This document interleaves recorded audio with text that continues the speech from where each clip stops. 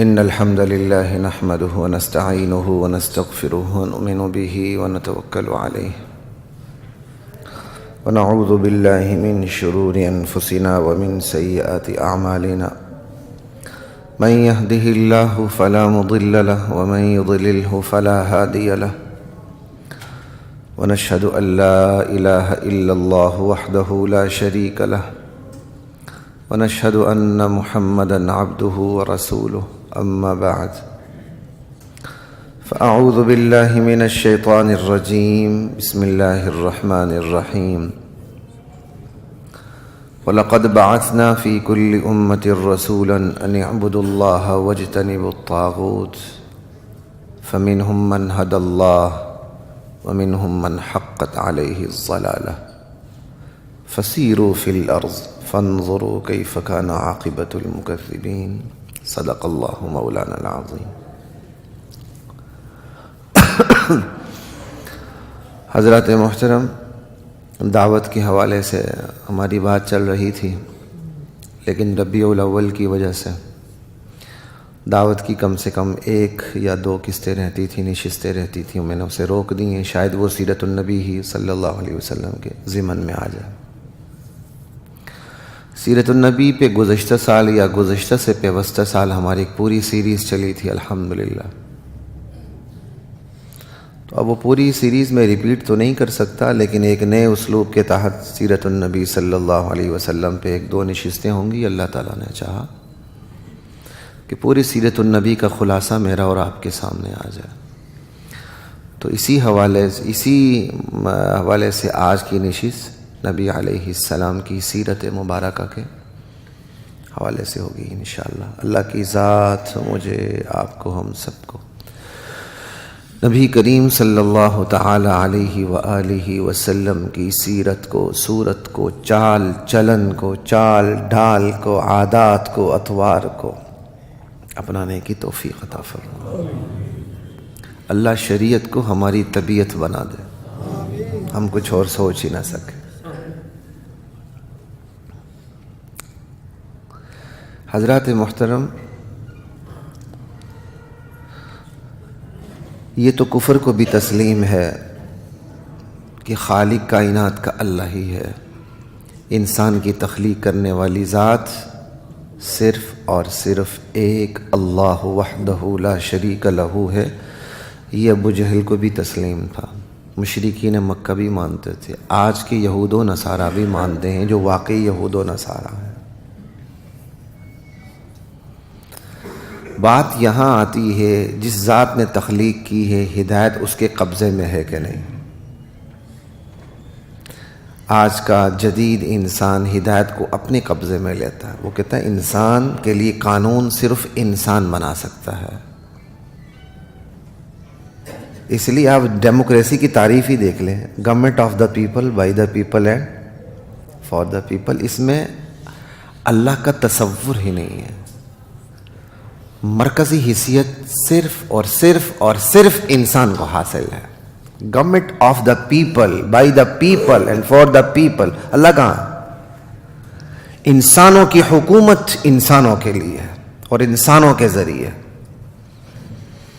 آج کا انسان انسانوں کے لیے جو قوانین کی بات کرتا ہے وہ آسمانی قوانین کی بات نہیں کرتا، وہ کہتا ہے انسان کے لیے قانون صرف انسان بنا سکتا ہے۔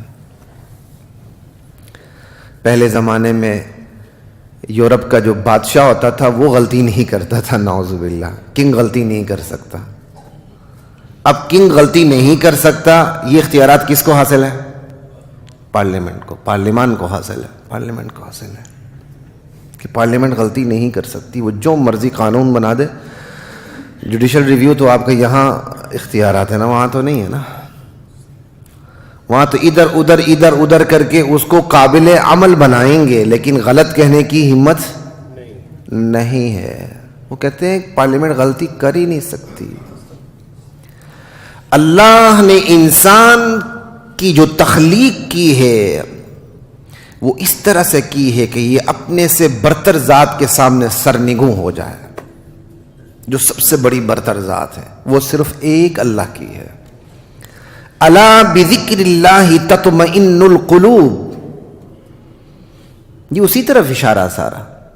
دلوں کا چین اللہ کی یاد کے علاوہ آ ہی نہیں سکتا. اللہ کی یاد صرف یہ تسبیح نہیں ہے. 24 گھنٹے کی زندگی اللہ کی مرضی کے خلاف نہ گزرے، یہ سب سے بڑی اللہ کی یاد ہے. اللہ نے اس دل کی ڈیزائن ایسی کی ہے، ڈیزائننگ ایسی کی ہے، اللہ نے اس بندے کی تخلیق ایسی کی ہے. سب سے برتر ذات کے سامنے جب تک سرنگوں نہ ہو اسے چین نہیں ملتا. تو سرنگوں ہونے کا مطلب کیا ہے؟ اس کے حلال کو حلال سمجھے، اس کے حرام کہے ہوئے کو حرام سمجھے، بس. لیکن جب چونکہ اللہ تعالیٰ نے یہ اس پر جبرن مسلط نہیں کیا، اس کی فطرت بنا دی ہے، عالم ارواح سے روحوں سے وعدہ لیا، اور وہ وعدہ اس وعدے کے نقش اثرات اس کی فطرت پہ رکھ دی ہیں. فطرت سلیمہ، کل مولود یولد علی فطرت الاسلام، ہر بندہ فطرت اسلام پہ پیدا ہوتا ہے، فطرت سلیمہ پہ پیدا ہوتا ہے. اسے آزاد چھوڑ دیا جائے، وہ مسلمان ہونے کے علاوہ کچھ بھی نہ بنے. فَأَبَوَاهُ يُهَوِّدَانِهُ أَوْ يُنَصِّرَانِهُ أَوْ يُمَجِّسَانِهُ أَوْ كَمَا قَالَ عَلَيْهِ الصَّلَاةُ وَالسَّلَامُ. اس کے والدین اسے یہودی بنا دیتے ہیں، اسے مجوسی بنا دیتے ہیں، اسے عیسائی بنا دیتے ہیں، کچھ بھی بنا دیتے ہیں. ماحول اسے خراب کرتا ہے. وہ ماحول کے اثرات کو قبول کر کے ایک اللہ کے در کو چھوڑ دیتا ہے، ورنہ فطرت میں صرف ایک اللہ کا در ہے. چونکہ اللہ نے بندے سے امتحان لینا ہے، اس کی فطرت بھی بنا دی، عہد علت کا نقش بھی اس پر ثابت کر دیا. انبیاء کا نزول بھی اسی فطرت پر دستک دینے کے لیے بھیجا. انبیاء ذریعہ سلسلہ جاری کیا. انبیاء کا جو انبیاء کا سلسلہ جاری ہوا ہے اس فطرت پر دستک دینے کے لیے. انبیاء کوئی نئی بات لے کے نہیں آتے، بندے کی جو فطرت ہے اس کو جگاتے ہیں اور دین کی تفصیلات کو بتاتے ہیں. اس لیے یہی وجہ ہے امام ابو حنیفہ رحمہ اللہ فرماتے ہیں لو لم یبعث اللہ رسولا لوجب علی العقلاء معرفته بعقولهم. اللہ ایک رسول کو بھی نازل نہ فرماتے تو جن کی عقلیں ہیں اپنی عقل کی بدولت ان پر لازم ہوتا کہ وہ اللہ کی معرفت کو حاصل کرتے، اللہ کی توحید کو حاصل کرتے. بھلے اللہ کا نام نہ آتا، اللہ کی توحید کی تفصیلات کا انہیں پتہ نہ چلتا، لیکن ایک ذات ہے جو کائنات کو چلا رہی ہے، مغرب میں سورج کو غروب کر رہی ہے، مشرق سے طلوع کر رہی ہے. طلوع کیا کہتے ہیں سورج کر رہا ہے اسی ذات کی وجہ سے، اور بارشیں وہی برسا رہا ہے، رزق کی برسات وہی برسا رہا ہے، زمین سے چشمے وہی ابلوا رہا ہے. یہ ساری چیزیں عقل کے ذریعے آسانی سے معلوم ہوتی ہیں. ایک گھڑی بغیر بنانے والے کی نہیں بنتی، پوری کائنات بغیر بنانے والے کے کیسے بن گئی؟ بہت آسان ہے. اللہ تعالیٰ نے یہ فطرت میں رکھ دی ہے. انبیاء کا نزول تو شریعت کی تفصیلات بتانے کے لیے ہوتا ہے، دین کی تفصیلات بتانے کے لیے ہوتا ہے، ایک واضح منہج پر چلانے کے لیے ہوتا ہے. نفس توحید کے لیے کسی ایک نبی کا نزول بھی ضروری نہیں ہے. یہ اللہ نے فطرت بنا دی ہے بندے کی. اس فطرت پر دستک دینے کے لیے اللہ کے نبیوں کا نزول ہوا ہے.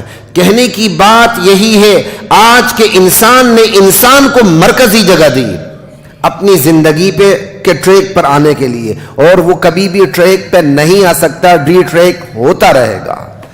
اور جس نے تخلیق کی ہے اس کا اعلان ہے کہ انسان کی ہدایت میرے قبضے میں ہے. بس انسان کو انسان ہدایت نہیں دے سکتا. اس پہ ایک دو دفعہ میری پہلے بھی کسی اور اسلوب کے تحت بات ہوئی ہے. کیوں نہیں دے سکتا؟ میں نے اس کی بہت سی وجوہات آپ کے سامنے رکھی تھی. چلیں بتا دیتا ہوں. انسان کے لیے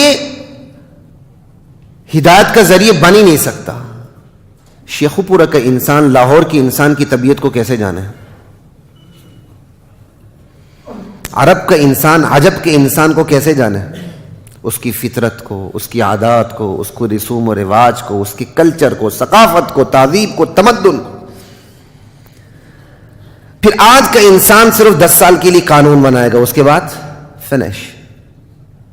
10 سال بعد ایک نئی جنریشن سامنے آئے گی، اس کے لیے آپ کیا کریں گے؟ آج کا انسان تو قانون بنا ہی نہیں سکتا. اس کا نالج انتہائی لمیٹڈ ہے، اور جس انسان کے پاس انتہائی لمیٹڈ نالج ہو وہ ان لمیٹڈ لا کیسے بنا سکتا؟ آپ نے کہا تو پھر میں نے تھوڑا سا اشارہ، ورنہ میں نے ابھی آگے گاڑی چلانی تھی. اس پہ 1-2 سال پہلے اس پہلو سے تھوڑی سی بات ہو چکی ہے. انسان کے لیے قانون بنانے کے اختیار تو اس کے پاس ہونا چاہیے جو انسان کی فطرت کے اندرون کو سمجھے, جس کے لیے عرب عجم میں کوئی فرق نہ ہو. یہ انسان کے بس میں ہی نہیں ہے. پچھلے 100 سال کے انسان کو اٹھا دیں, اس کے لیے جو قوانین تھے جو انسان نے بنائے وہ آج سارے ختم ہیں. نہیں ختم تو اللہ کے قانون ختم نہیں ہے, وہ ٹوٹتا ہی نہیں ہے. اللہ تعالیٰ آلریڈی اس کے اندر اتنی فلیکسیبلٹی رکھی ہوتی ہے, لچک رکھی ہوتی ہے, وہ ہر زمانے پہ سے پورا نہیں اترتا, زمانے سے آگے رہ کر رہنمائی کرتا رہتا. آ جاؤ میرے پیچھے پیچھے. لوگ کہتے ہیں جی اسلام کیا کہتے ہیں زمانے کے ساتھ ساتھ چلتا ہے, بڑی غلطی کرتے ہیں, یہ اسلام کی انسلٹ ہے. اسلام زمانے کے ساتھ ساتھ نہیں چلتا, زمانے سے آگے آگے چلتا ہے, زمانے کو اپنے پیچھے پیچھے لے کے چلتا ہے. ہماری بات کی ساتھ ساتھ نہیں چلتا. یہ کیا بات ہوئی اسلام انسان کے ساتھ ساتھ چلتا ہے؟ اسلام اللہ کا علم ہے, اللہ کا علم بندوں کے ساتھ ساتھ نہیں چلتا, آگے آگے چلتا ہے, بندوں کی ناک کو سیدھی کرتا ہے کہ چلو اس پہ, تم غلط ٹریک پہ جا رہے ہو. آج کا انسان تو سگی بہن کے ساتھ نکاح کو جائز سمجھتا ہے. کیا کریں گے آپ؟ کیا نہیں سمجھتا؟ عملاً نکاح ہو رہے ہیں. ابھی 1-2 مہینے ہوئے, میں نے شاید سوشل میڈیا پہ پڑھا یا پرنٹ میڈیا پہ پڑھا, ماں اور بیٹی نے آپس میں شادی رچا لی. ماں اور بیٹی دونوں کی تصویریں بھی آئی تھیں. ماں بیٹی دونوں نے آپس میں شادی رچا لی. اور اب دیکھیے کہ ان کا مقدمہ چلے گا, عدالت انہی کے حق میں فیصلہ کرے گی.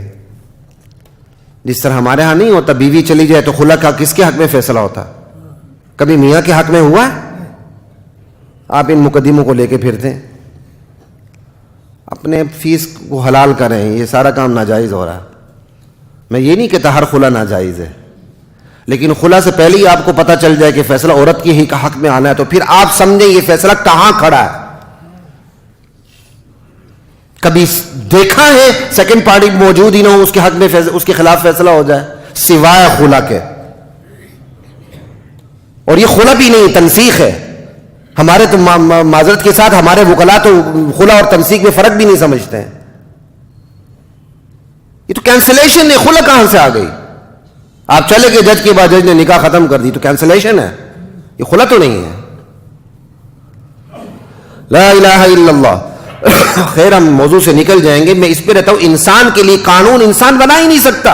انسان کا علم محدود, انسان کی قدرت محدود. اگر اس انسان کے بنائے ہوئے قانون کی خلاف ورزی ہو جائے, انسان کیا کر لے گا؟ جس نے 100 قتل کیے ہیں, اگر وہ پھانسی بھی دے دے کتنی دفعہ دے گا؟ جی اس کو 100 بار پھانسی دے دو, مذاق ہے یہ. یہ تو وہ کرے گا جس کو آخرت پر یقین نہیں ہے. 99 قتل کا بدلہ تو اللہ نے لینا ہے. آپ غیروں کی اصطلاحات کو استعمال ہی کیوں کرتے ہیں؟ 100 کی ہو بھلے 1 لاکھ کی ہو, ایک ہی مرتبہ قتل ہوگا, باقی اللہ کے ذمہ ہے. انسان کے لیے انسان قانون بنا نہیں سکتا. اب اس سے زیادہ بات نہیں کروں گا ورنہ ساری بات رہ جائے گی. آتے اللہ کی طرف. اللہ ہے جو انسان کے لیے قانون بنا سکتا ہے, اور انسان کی ہدایت کے لیے اللہ نے اپنی وحی کا سلسلہ جاری کیا ہے. انسانی ہدایت کا ذریعہ صرف اور صرف اور صرف وحی باری تعالی اور کچھ بھی نہیں. وحی باری تعالی بس, اور کچھ بھی نہیں ہے. اس وحی باری تعالی جو اللہ کا کلام ہے, اللہ کا آرڈر ہے, اللہ کا قانون ہے, اللہ کا دیا ہوا منشور اور دستور ہے, اللہ نے ہر فرد پہ یہ وحی نہیں اتاری. ایرا غیرہ نتھو خیرہ جو بھی ہو, جس کو ناک بھی صاف کرنی نہ ہے, اس پر وحی اترے اللہ کی طرف سے. نہیں, ایسا نہیں ہوا. اللہ نے اپنے پاکیزہ ترین کلام کے لیے, اپنے پاکیزہ ترین وحی کے لیے پاکیزہ ترین ہستیوں کا انتخاب کیا. ان پاکیزہ ہستیوں کو انبیاء اور رسول کہا جاتا ہے. پاکیزہ ترین وحی کے لیے پاکیزہ ترین ہستیوں کا انتخاب, اور ان ہستیوں کا انتخاب بھی انسانوں میں سے ہوا ہے. تو رسول بشر ہوتا ہے, نبی بشر ہوتا ہے, اور مرد ہوتا ہے. آج تک کوئی بھی عورت نبی نہیں بنی، یہ قرآن کا ٹیکسٹ ہے، یہ کوئی اجتہاد نہیں ہے۔ آج تک کوئی عورت نبی نہیں بنی۔ وما ارسلنا من قبلک الا رجالا نوحی الیہم، ہم نے آپ سے پہلے جتنے بھی بھیجے سارے مرد بھیجے ہیں، رجال بھیجے ہیں۔ تو اللہ نے انسانوں کا جو ایک اہل گروہ تھا، اہل، ان میں سے پاکیزہ ترین اہلوں کا انتخاب کیا ہے۔ یہ نہیں تھے کہ جو انبیاء آئے صرف یہی اہل تھے، کوئی اور اہل نہیں تھا، اور بھی اہل تھے، اللہ نے ان کا انتخاب نہیں کیا۔ اللہ نے اپنی مرضی سے چند پاکیزہ ترین ہستیوں کا انتخاب کیا۔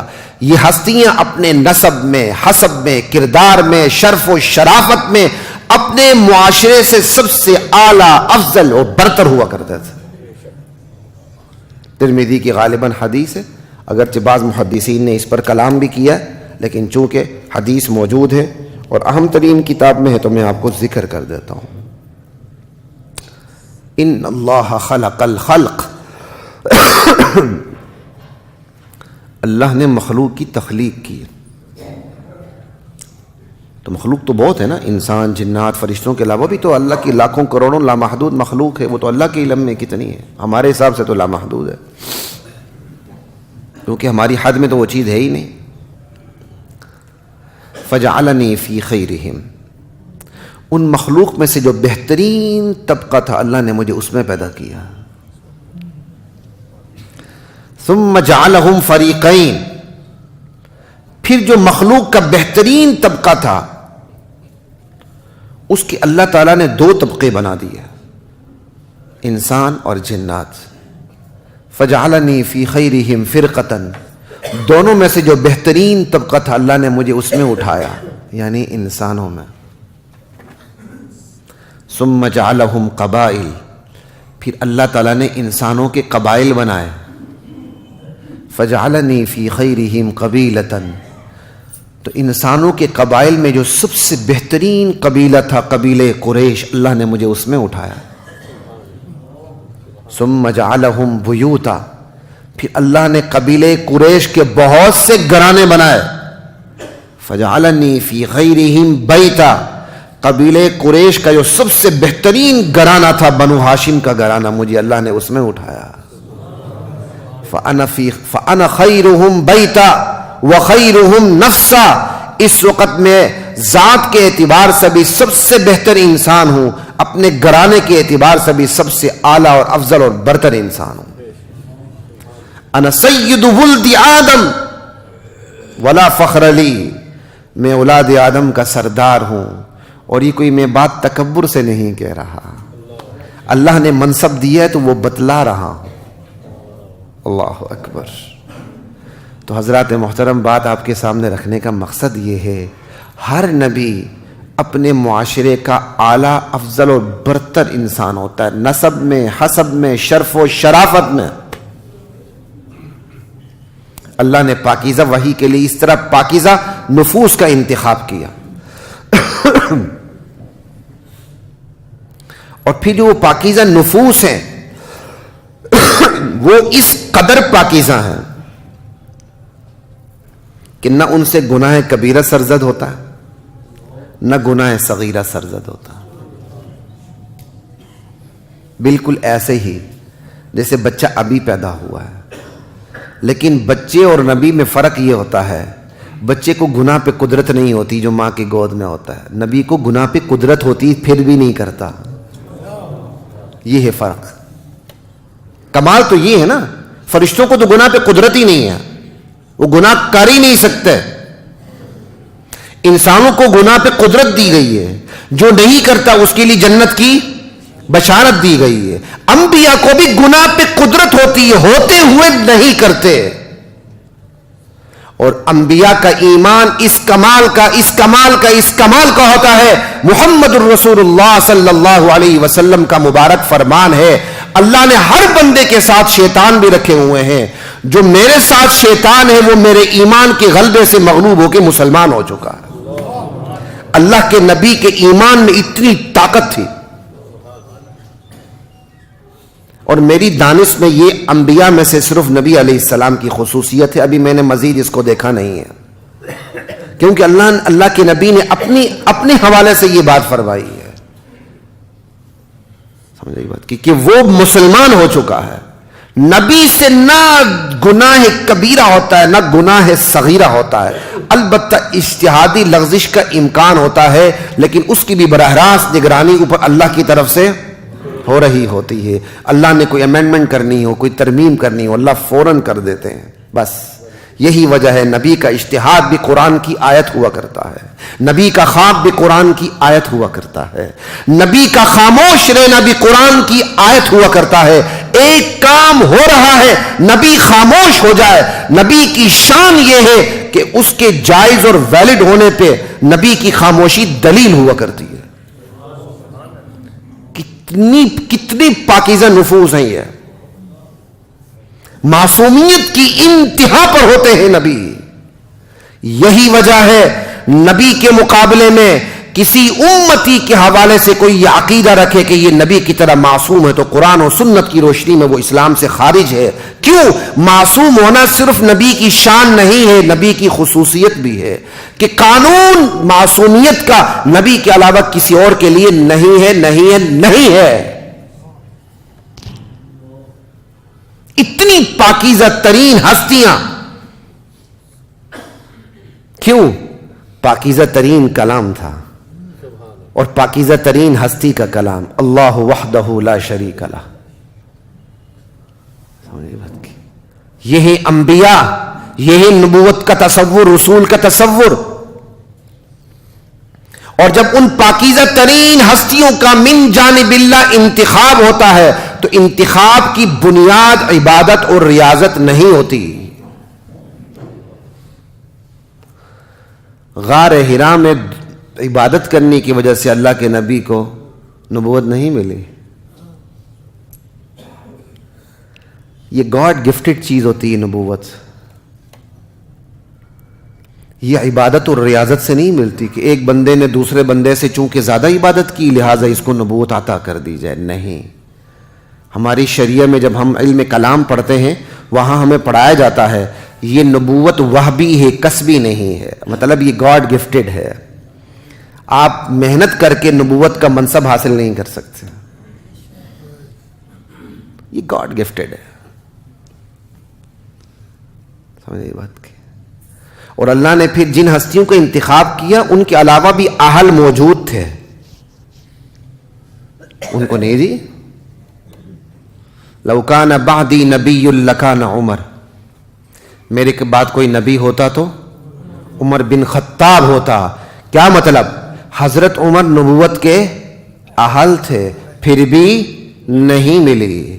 کیوں؟ اللہ کے نبی کے بعد کوئی نبی نہیں ہے. مطلب اہل موجود ہیں, نبوت پھر بھی نہیں ملی. عمر ابو بکر سے چھوٹے ہیں, اگر چھوٹا اہل ہے تو بڑا اس سے بھی زیادہ اہل ہے, لیکن اسے بھی نبوت نہیں ملی.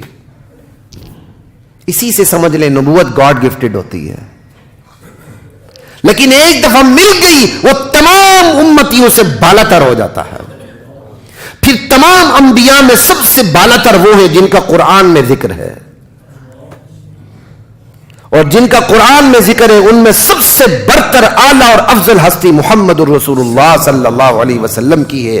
یہ ہم اس لیے نہیں کہہ رہے کہ ہمارے نبی ہیں, اس لیے کہہ رہے ہیں کہ اللہ نے فرمایا ہے.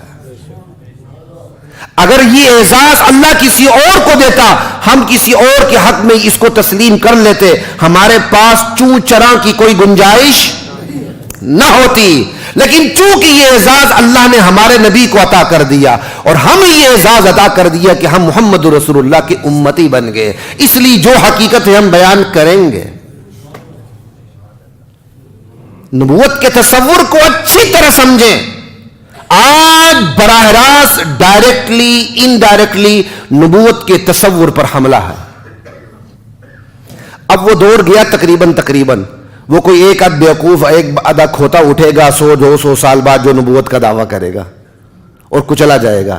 کیوں؟ نبی علیہ السلام کی حدیث تو صادقانی ہے کہ اتنے نبیوں نے جھوٹے نبیوں نے دعویٰ کرنا ہے, وہ تعداد تو پوری ہونی ہے. لیکن اب اس پہ بریک لگی ہوئی ہے، آہستہ آہستہ. کیوں؟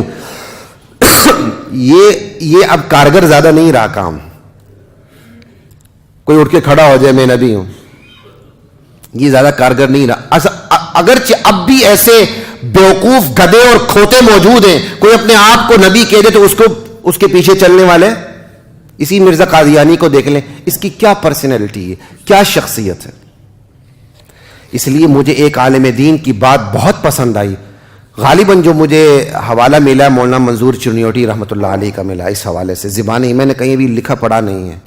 وہ کہتے ہیں جب بھی مرزائی بحث کرے اس کو محمد الرسول اللہ کی نبوت پہ آنے ہی نہ دو، اس کے ساتھ ڈیبیٹ کرو مرزا قادیانی کی پرسنالٹی کے اوپر. اتنی گندی پرسنالٹی کے بندہ نبی بن سکتا ہے؟ کہتا اگر وہ کچھ بھی اس کے اندر ضمیر ہوا، رمق ہوئی، کوئی روح اس کے اندر ہوئی تو مرزا قادیانی پر لعنت بھیجے بغیر وہ رہ ہی نہیں سکتا، چہ جائے کہ وہ نبی ہونے کی بات کرے. کہتے ہیں محمد رسول اللہ کی نبوت پر بات ہی کیوں کرتے ہیں آپ کھینچ کے اس کو لائیں مرزا قادیانی کی شخصیت کے اوپر. اور شخصیت بھی ہماری کتابوں سے نہیں بلکہ خود مرزا قادیانی کی بقلم خود. وہ ایک روکڑا آتا ہے نا بقلم خود، روکڑا پتہ نہیں کیا ہے، وہ بقلم خود جو اس نے سب کچھ لکھا ہوا ہے مرزا قادیانی نے، بس اس کی روشنی میں اس کی سیرت کو دیکھیں وہ کیا ہے. اتنا غلیظ ترین گٹر کا کیڑا، تو جس کے اندر ذرا بھی رمق ہوئی وہ تو اس کو انسان ماننے کے لیے تیار نہیں ہوگا، چاہے جائے کہ وہ کوئی اس کو مہدی یا مسیح موعود یا پتہ نہیں کیا یا کوئی یا نبوت پہ. یہی وجہ ہے مرزا قادیانی نے شروع میں نبوت کا دعویٰ ہی نہیں کیا تھا. نبوت کا دعویٰ تو اس نے مرنے سے کچھ عرصہ پہلے کیا تھا، اس نے تو فوراً نبوت کا دعویٰ کیا ہی نہیں تھا، مرنے سے کچھ عرصہ پہلے کیا تھا. یہی وجہ ہے جو علماء قریب نہیں تھے، جب تک انہوں نے مرزا قادیانی کے بارے میں پوری معلومات حاصل نہیں کر لی انہوں نے کفر کا فتویٰ بھی نہیں دیا تھا. کیوں؟ کفر کا فتویٰ دینا آسان نہیں ہے. جو ان کے قریب تھے، یہی وجہ غالباً علماء لدھانیہ، جو لدھانیہ سے کیا لدھانی ہے نا یہ لفظ جو انڈیا میں جو ایک لدھیانہ، علماء لدھیانہ نے سب سے پہلے اس پر کفر کا فتویٰ لگایا تھا، کیوں سب سے پہلے ان کو اس کے بارے میں پتہ چلا تھا. پھر جن کو پتہ چلتا گیا لا الہ الا اللہ. تو یہ پاکیزہ ترین ہستیاں ہیں اور یہ نبوت گاڈ گفٹڈ ہے. اور جب ایک دفعہ نبوت مل گئی نبی اپنی انفرادی زندگی سے بالاتر ہو جاتا ہے. نبی کی زندگی پھر انڈیویجول لائف نہیں رہتی، نبی کی زندگی انفرادی زندگی نہیں رہتی، بلکہ نبی کی زندگی قانون زندگی ہو جاتی ہے، انسان کی ہدایت کی زندگی بن جاتی ہے، دستور زندگی ٹھہرتی ہے، منشور زندگی ٹھہرتی ہے. نبی کی ایک ایک حرکت، ایک ایک ادا امتی کے لیے معیار بن کے سامنے آتی ہے. نبی نے جہاں غصہ کیا ہے وہاں جلال دکھانا پڑے گا ورنہ بندہ بغیرت تصور ہوگا. نبی نے جہاں برداشت کیا ہے وہاں برداشت کرنا پڑے گا، لیکن اس برداشت کے بھی اصول ہیں ورنہ انسان تصور نہیں ہوگا. نبی نے جہاں تلوار اٹھائی اس مقام پہ تلوار اٹھانی پڑے گی. نبی نے جہاں ہاتھ بڑھایا صلح کا اس مقام پہ صلح کا ہاتھ بڑھانا ہوگا. نبی نے جو خواب دیکھا اس کی بھی قرآن کی آیت کی طرف پیروی کرنی ہوگی. محض دیگیں چڑھانا، حلوے کھانا اور پلیٹوں پر ٹوٹ پڑنا یہ محبت نبی نہیں ہے. ہم سمجھتے ہیں دماغ ڈالنا، ڈانس کرنا، اس کو ہم نے محبت نبی بنا دیا ہے. آج ہمارے شارٹ کٹ ساتھی اسی کے پیچھے چلتے ہیں.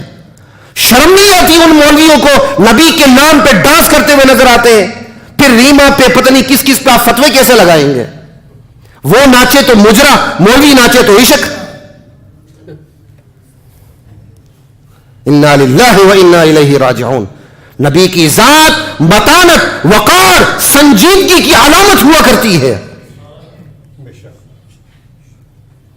لا الہ الا اللہ واللہ اکبر.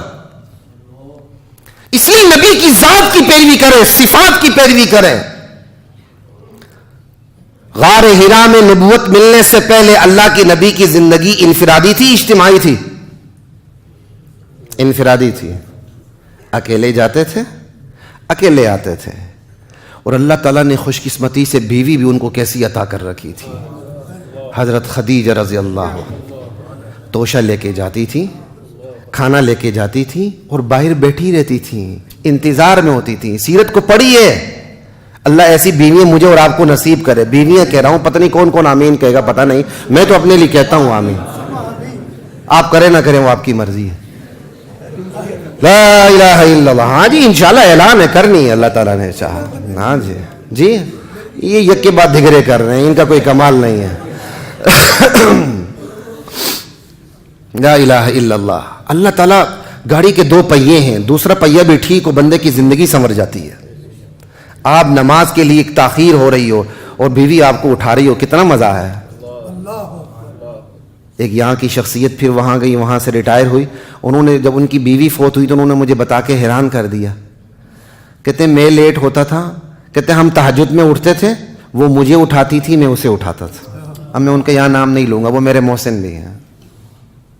کہتے میں اسے اٹھاتا ہوں, وہ مجھے اٹھاتی تھی, ہماری عادت تھی. کہتے تہجد کے ٹائم میں نے جب ان کی کال نہیں آئی یا کچھ, میں نے ذرا سوچا, میں نے پھر تہجد کے ٹائم انہیں کال کی تو پھر مجھے معلوم ہوا کہ ان کی طبیعت ٹھیک نہیں, شاید کمی بیشی کچھ میرے اس میں یاداشت میں ہو سکتی ہے. پھر اسی دوران پھر ان کی بیوی کو کوئی ایمرجنسی لے جایا گیا, وفات ہوئی. کیا مزہ ہے نا, شوہر سستی دکھا رہا ہو, بیوی اٹھا رہی ہو. بیوی کو ذرا سستی چڑھ رہی ہو, شوہر اٹھا رہا ہو. کیا قسمت ہے, اللہ مجھے اور آپ کو نصیب کرے. اب تو کہیں نا آمین, اب تو شاید حوصلہ آ جائے. سمجھ آئی بات کی؟ بہت یہ تو کمال کی چیز ہے نا. تو اللہ نے اپنے نبی کو کمال کی بیوی حضرت اما خدیجہ عطا کر رکھی تھی. انتہائی دولت مند, انتہائی فیاض, انتہائی سخی, انتہائی مہمان نواز. اور جتنی مہمان نواز, جتنی سخی, جتنی پاک باز, اتنی اطاعت گزار اپنے شوہر کی. نبی نے ان کے ساتھ عقد کے بعد پھر ملازمتیں کہیں نہیں کی صلی اللہ علیہ وسلم. پھر اس تجارت کو خود چلایا. کتنی بڑی بات ہے. اور لیکن بیوی بھی ایسی تھی, کبھی اپنی دولت کا احسان نہیں چلایا. اور پھر نبی بھی ایسا تھا کہ اس نے دولت کے لیے شادی نہیں کی تھی. یہ دونوں ضروری ہیں. آج اگلا امیر بیوی کو دیکھتا ہے اور ہونے والی عورت کامیاب مرد کو دیکھتی ہے, پھر کہتی ہے ہر کامیاب مرد کے پیچھے ایک عورت کا ہاتھ ہوتا ہے. وہ آتی کامیاب مرد کے پیچھے, کیا مطلب ہوا؟ عجیب بات ہے. آج تک کوئی عورت کسی ناکام مرد کے پیچھے آئی ہے؟ الا یہ کہ کوئی کبڑی عاشق ہو جائے تو میں کچھ نہیں کہہ سکتا. عورت تو آتی کامیاب مرد کے پیچھے. ہاں آپ یہ کہیں کہ کامیاب انسان ہے, اس کے پیچھے ماں کی دعائیں, باپ کی دعائیں, اس کی اپنی محنت ہے, سب سے بڑھ کر اللہ کا فضل ہے, سمجھ آتی ہے. ہر کامیاب مرد کے پیچھے ایک عورت کا ہاتھ ہوتا ہے. کہ خود ہی آ جائے, اس نے جو ہاتھ دیا ہوا ہے ہمیں پتا ہے. کہتے جی کامیاب عورت کے پیچھے عورت کا ہاتھ ہوتا ہے. وہ تو آتی مرد کی, اس مرد کے پیچھے جو کامیاب ہوتا ہے. راتوں کی نیندیں آپ کی حیران ہوتی ہیں, یا جاب میں, یا ملازمت میں, یا مقابلوں کے امتحان میں. پھر جا کے آپ اپنے حال کو ثابت کرتے ہیں, میرے پاس یہ ڈگری, میرے پاس یہ ہے, میرے پاس یہ ہے. اسے تسلیاں دیتی ہیں, بڑی مشکل سے شاہانہ انداز میں وہ اوکے کرتی ہے. پھر کہتے ہیں میرا ہاتھ ہے. عجیب بات ہے, اس کا تو ہاتھ کوئی اور ہاتھ ہے. لا الہ الا اللہ. تو خیر بات یہ ہو رہی تھی کہ اللہ تعالیٰ نے جو نبوت ملنے سے پہلے اللہ کے نبی کی زندگی انفرادی زندگی تھی, انفرادی زندگی تھی. لیکن جیسے ہی نبوت ملی, یا ایھا المدثر قم فانذر وربک فکبر وثیابک فطہر والرجز فہجر ولا تمنن تستکثر ولربک فاصبر. کب کھڑے ہو جائیں, اب بیٹھنے کا وقت ختم ہو گیا ہے. آپ اٹھیں, اللہ کی بڑائی کا اعلان کر دیں. تو معاشرے میں ہر قسم کے لوگ ہوتے ہیں, اور جو نشئی ہوتا ہے, بنگی ہوتا ہے, جس کے کپڑے صاف نہیں ہوتے, لوگ کہتے ہیں پہنچی ہوئی سرکار ہے. بھائی آپ بھی تو بن جاؤ نا پہنچی ہوئی سرکار. ایسا جس کو پخانے کا پتہ نہیں, پیشاب کا پتہ نہیں, تھوک اور پیشاب میں فرق کا معلوم نہیں, آپ کہتے ہیں وہ پہنچی ہوئی سرکار ہے. اللہ اپنے نبی کو کیا ارشاد فرما رہے ہیں, اللہ کی بڑائی کا اعلان کر دے, وَرَبَّكَ فَكَبِّرْ وَثِيَابَكَ فَطَهِّرْ. کپڑوں کو صاف رکھنا ہے, اجلے کپڑوں میں اپنی حیثیت کے مطابق, بالکل ٹھیک ٹھاک. مجھے نہیں کہنا چاہیے, لیکن چونکہ جو عادات گھر میں ہوتی ہیں بچے اس کا اثر قبول کرتے ہیں. میں نے ایک دفعہ اسی طرح جب کپڑے پہن کے میں کہیں جانے لگا تھا, میرے بچے نے کہا بابا جان جمعے کے لیے جا رہے ہیں. کوئی اسی قسم کے الفاظ کہے اس نے کہ ان کے دل میں یہ ہے کہ بابا جان جمعے کے لیے تیار ہوتے ہیں. اور آپ نے صرف شادی ہی کے لیے تیار ہونا ہے تو آپ جب بھی سوٹڈ بوٹڈ ہوں گے بچہ یہی کہے گا شادی کے لیے جا رہے ہیں. وہ کبھی نہیں کہے گا کہ یہ تیاری نماز کے لیے بھی ہو سکتی ہے, یہ تیاری جمعے کے لیے بھی ہو سکتی ہے. وَثِيَابَكَ فَطَهِّرْ, ایک اللہ کی بڑائی کا اعلان کرنا ہے, اپنے کپڑوں کو اجلا رکھیں. یہ اللہ اپنے نبی کو معیار دے رہا ہے دنیا کے اعتبار سے بھی. وَالرُّجْزَ فَاهْجُرْ, اپنے آپ کو گندگی سے, نجاست سے, شرک سے, ان تمام چیزوں سے, ناپاکیوں سے دور رکھنا, جس طرح بھی ابھی تک آپ اپنے آپ کو دور رکھتے رہے. غار حرا میں نبوت ملی, انفرادی زندگی ختم ہو کے اب وہ زندگی امت کے لیے منشور ٹھہری, دستور ٹھہری, قانون ٹھہری, ہدایت ٹھہری. کتنی بڑی بات. یہ ہوتی ہے نبی کی زندگی. نبی جب اللہ کی طرف سے نبی بنایا جاتا ہے, اس کی اپنی زندگی اپنی ذات تک محدود نہیں ہوتی, پوری امت کے لیے معیار بن کے سامنے آ جاتی ہے. اللہ اکبر, لا الہ الا اللہ. جب نبی کے لیے وہ زندگی معیار بن کے سامنے آتی ہے تو نبی ہوتا کون ہے؟ معصوم. کیا ہے؟ معصوم, کبائر اور صغائر سے پاک, صاف ستھرا, نکھرا. اب یہ عقیدہ کسی امتی کے بارے میں رکھنا کہ میرا امام, میرا بزرگ, میری شخصیت, میرا کوئی اور, میرا پیر, میرا مرشد نبی کی طرح معصوم ہے, تو وہ ہمارے نزدیک کافر ہے. کیوں؟ نبی کی شان صرف معصومیت نہیں, نبی کی خصوصیت بھی معصومیت ہے کہ نبی کی اس خصوصیت میں کوئی اور شریک, نبی اپنی اس خصوصیت میں وحدہ لا شریک ہے. ایسی معصوم ہستی پر جب کلام اترتا ہے تو وہ کلام قرآن کی آیت کی طرح پکا, ٹھکا اور قطعی ہوتا ہے. قطعی الثبوت, قطعی الدلالہ, جس کا انکار کفر ہو جاتا ہے جب وہ حد شہرت کو پہنچ جائے. جس نے نبی سے براہ راست بات کو سنا ہو وہ انکار کر دے کہ میں نہیں مانتا, وہ اس مسلمان ہی نہیں ہے. اس سے بڑا نبی کا اعزاز کیا ہو کہ نبی کی بات سے انکار کرنے والا مسلمان ہے ہی نہیں ہے. اللہ اکبر. نبی جب نبی بنتا ہے تو نبی کا خواب بھی قرآن کی آیت. ابراہیم علیہ السلام نے خواب ہی تو دکھایا تھا کہ اسماعیل کو لٹا دیا تھا. سمجھ آئی بات کی؟ نبی علیہ السلام نے خواب ہی میں تو ایران اور کیا کہتے ہیں سامنے جب انہوں نے, آپ نے وہ بیلچا یا کیا مارا تھا, کدال ماری تھی, تو آپ کو فارس اور روم کے محلات دکھائے گئے تھے. امت پر یہ فتح ہوں گی, یہ سارا کچھ فتح ہوگا. سمجھ آئی بات کی؟ نبی آتے رہے, جاتے رہے, آتے رہے, جاتے رہے, ایک نبی کے بعد ایک نبی, ایک نبی کے بعد ایک نبی, یہاں تک کہ اللہ کے نبی فرماتے ہیں میری مثال اس عمارت کی ہے جو بہت اچھی بنی لیکن اس میں ایک اینٹ کی جگہ خالی پڑی ہوئی ہے, بس نبوت کی وہ آخری اینٹ میں ہوں. اب اللہ کے نبی کے بعد کسی نبی نے آنا, وجہ یہ اللہ نے بندے کو یہاں امتحان کے لیے بھیجا ہے. باعث تخلیق کائنات, وجہ تخلیق کائنات اللہ تعالیٰ کی عبادت ہے. وما خلقت الجن والانس الا لیعبدون. قیامت بھی اسی توحید کے لیے قائم ہوگی. رسولوں اور نبیوں کا سلسلہ بھی اللہ تعالیٰ نے اپنی توحید کی وجہ سے جاری کیا, تو کبھی نہ کبھی تو یہ سلسلہ ختم ہونا چاہیے تاکہ حساب کتاب ہو. دنیا چلتی رہے, حساب کتاب ہو, یہ درست نہیں. دنیا کا چیپٹر کلوز ہو جائے پھر حساب کتاب ہونا چاہیے. جب دنیا کا چیپٹر کلوز ہوگا تو دنیا کا چیپٹر کلوز ہونے سے پہلے نبوت کا چیپٹر بھی کلوز ہوگا ہی ہوگا. تو نبوت کا وہ چیپٹر محمد رسول اللہ پہ کلوز کیا گیا ہے. اب محمد رسول اللہ آخری نبی ہیں. انا خاتم النبیین لا نبی بعدی ولا رسول بعدی ولا امت بعد امتی. میں آخری نبی, میں آخری رسول, میرے بعد کوئی رسول نہیں, میرے بعد کوئی نبی نہیں, میری امت کے بعد کوئی امت نہیں ہے. جب اللہ کے نبی آخری رسول آخری نبی ہوئے تو اس کا مطلب کیا ہوا؟ اس کا مطلب یہ ہوا اللہ کے نبی وہ آخری ہستی ہیں جن پر اوپر سے اللہ کا کلام اترتا ہے, جبرائیل امین لے کے آتے ہیں یا براہ راست دل پر القاء ہوتا ہے. وحی کی مختلف قسمیں ہیں, بخاری میں اس کی بلکہ بخاری کا پہلا چیپٹر ہی اس پر ہے، باب کیف کان بدء الوحی الی رسول اللہ صلی اللہ علیہ وسلم، اللہ کے نبی پر وحی کیسی اترتی تھی۔ وحی کی 7-8 اقسام ہیں، وہ صرف جبرائیل امین کے نہیں، جبرائیل امین کے علاوہ بھی آپ کے نفس پر براہ راست القاء کر دیا جاتا تھا۔ آپ قسمیں پڑھیں، 7-8 قسمیں ہیں، غالباً مشکات شریف میں بھی ہیں۔ تو مشکات شریف تو اوریجنل سورس نہیں ہے نا، اوریجنل سورس امہات الکتب صحاح وغیرہ دیگر کتابیں، آپ اس میں دیکھ لیں، خصوصاً بخاری کا پہلا چیپٹر دیکھ لیں، آپ حیران ہو جائیں گے۔ لا الہ الا اللہ۔ تو آخری نبی ہونے کا مطلب کیا؟ وحی کا چیپٹر کلوز ہو چکا ہے۔ آخری نبی ہونے کا مطلب کیا؟ معصومیت ختم ہو چکی ہے۔ آخری نبی ہونے کا مطلب کیا؟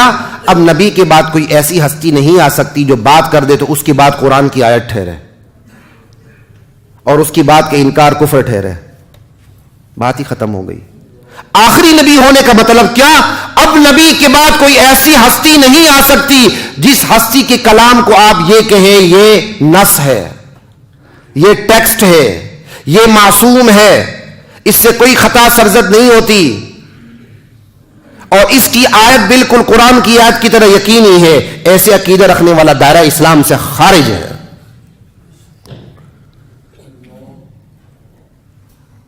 یہ کہہ دینا آج بہت آسان ہے کہ کوئی اور نبی ہے، بہت مشکل ہو گیا۔ اب لوگ ختم نبوت کا ڈائریکٹ انکار نہیں کرتے، انڈائریکٹ انکار کرتے ہیں۔ وہ کہتے ہیں نہیں ہم مانتے ہیں اللہ کے نبی آخری نبی ہے، لیکن ہماری بھی کچھ ایسی ہستیاں ہیں جن پر اللہ تعالیٰ کی طرف سے وحی نازل ہوتی ہے، اور جن کی بات نبی کی بات کی طرح حرف آخر ہوتی ہے، اور جن کا آرڈر نبی کی آرڈر کو کینسل کر سکتا ہے، ایکسپائر کر سکتا ہے۔